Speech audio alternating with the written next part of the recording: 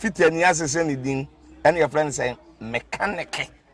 na prophet kumichacha ma sesa me YouTube no ba bia me hwe bia ma change afro and ma ba too much GH hwe na prophet kumichacha me so me hwe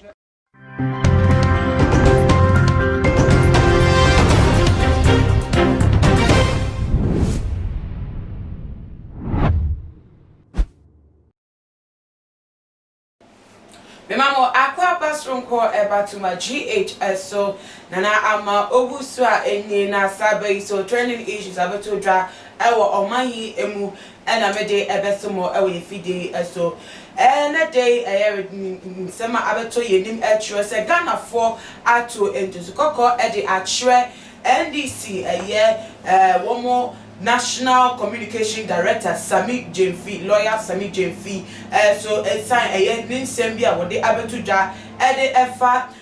former president Rawlings ni wo ehun na ebusa for meka ya ewu we beto dwa no nipadom bebreda te se wo mo boto ye ama eman mu empeniformance tre ni teach you political leaders no wo mo nye chin wo mo campaign so atese ni nia no wo mo ede eche obuo ene odo ene yawa ye former president Rawlings ni wo no abeja ewo won so na eno na tese wo mo deli nia ato a wo mo esu no ho atese mampeni so declare say from the 13th of November the 20th of November no ye fancy o say my money nia no ye di esu ye mampeni a wo ti ade wato na na ewo ntie do no na ni niemu ena ta se Sammy Gyamfi ade assembly abeto abonte ama Ghana for hu ni se da bi se se ade akwete de ni enya atena ne nto wa ya ma atreche se se ade wa abroso de oye no se fata se Ghana for ye twi ne nim ade efa ho na Sammy Gyamfi obekata efa Rawlings ni wo awu ehwo ni te se ne significance ade ema Ghana ene wo mo amanyoko as NDC founder no na according to Sammy Gyamfi oposti way ewo ne Facebook say and what tro ne ensem or say now more than ever we have a sacred duty to uphold and defend the values of the Fourth Republic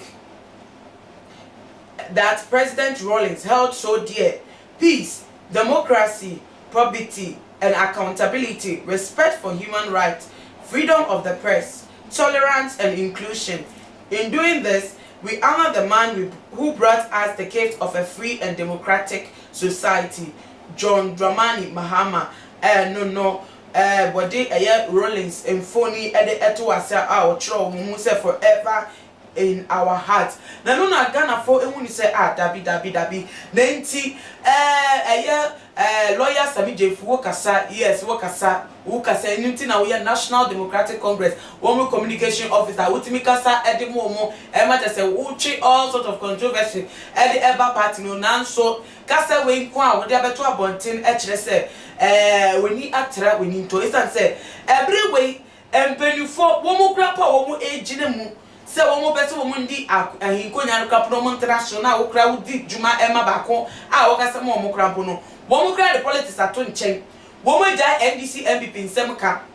na wo ewu abase do say ewomu say no pre mo founder ene ye former president John Jerry Rawlings nanso de nyaamu no mo founder krapa ayoman mu ni ade hye atese sabre ni go eja abrepo ewo man mu ni akwamrinti se wo be kasa edi afa ho na wo sa de political terms edi famu ti se de wo ka kasa tue bia na no asem no ase de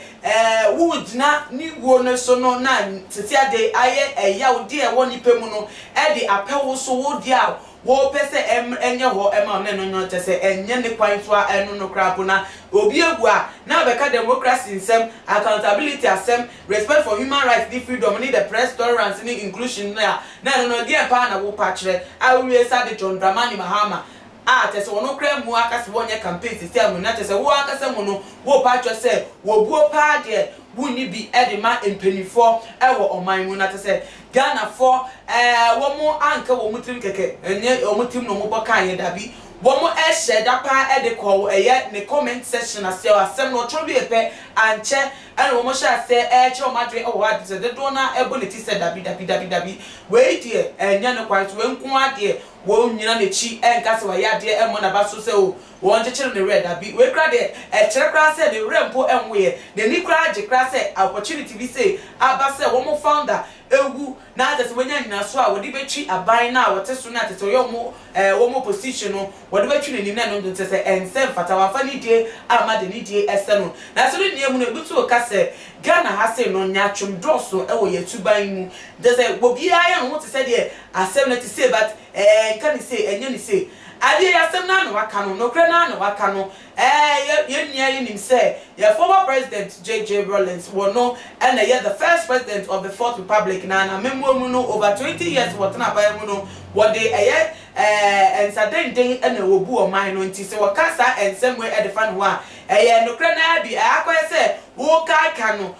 wo kai kai na na montu a wogya wo asase legacy a wogya no wo kai kai na dwumedie se na otimi ebu o mine no esify na wo kai kai na wo de trasem no sa na wo ye pepepe and ye dey yentimi and denying the fact say those who are the founder of the NDC no still now no the original as flag bearer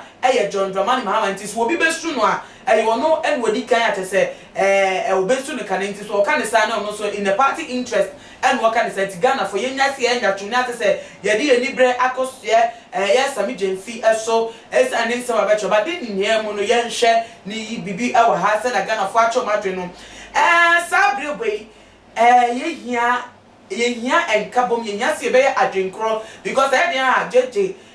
one may really over NDC phone kwa oje amemo no edisu no one may really over NDC phone kwa or really MPP4 really 6PP4 really other parties independent party members are woman ya Ghana for e wo man mu nti se ade ato ye ya na yesu a yensu e wo arrobo ye kroji mu nya se ye wo adwen bi anase butai bu adwen ye say okay oye NDC ni nti yesu ndabi sabre e brako biako ye ebre e na hunya biako ye e na hu be hia se ye benya na ate se ye nya ye no pepepe e no krapo enye nsanda ho ma se abatwa ye remu na bra so no ebe hu be hia pa se ebe kai o man no po kane ansana ye de ye bota ye de pe ede se nka ai no be ma basabasa ye outdoor so e system nti se na ye Rawlings ni wo abasisi ano and send message of oneness and unity Emma Ghana for dan say ede pipe mu ni political differences ebe tutu ye ntem ate se be ma adwen no aye diverse e wo ye ntem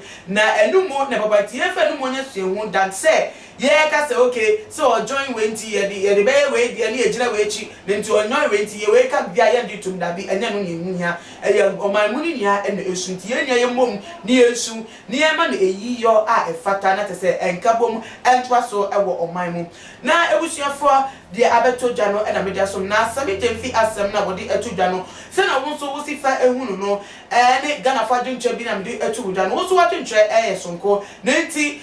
obebu mo dia na wo de ato ye comment section ho na ebiem so na share video we e dem obi bia na wo ye ne sa na wo sa following e wo ye Twitter and your Instagram handles at ℂandour your Facebook so ℂgh na ama owusu a enemy din na nyame ye adoma ye besan edi ehyabe makram too much GH. Me did ℂandour Japan. A prepare and best TV. Me share too much GH. The move for. Hey, almost sports and as entertainment. Hey, the move for. Munko so show mo. No anybody debia. Madam I say love you. Too much GH. We boy wate. Shout out to your fans and everybody who is watching Too Much GH. Me did the Isaac Gyamfi. We between family the great tempo. Bring. One man come on here. Too much GH. Too much GH, more too much. Na me so me I'm more fire. Too much GH. Many have come and many have gone, but you are a great kankambuka ability, worth being beheld by every optical nerves. That saith the papacy. Keep watching Too Much GH, and you get the best of entertainment, the best of everything you want. My name is ℂandour. Keep watching Too Much GH. It's the best. Keep watching Too Much GH.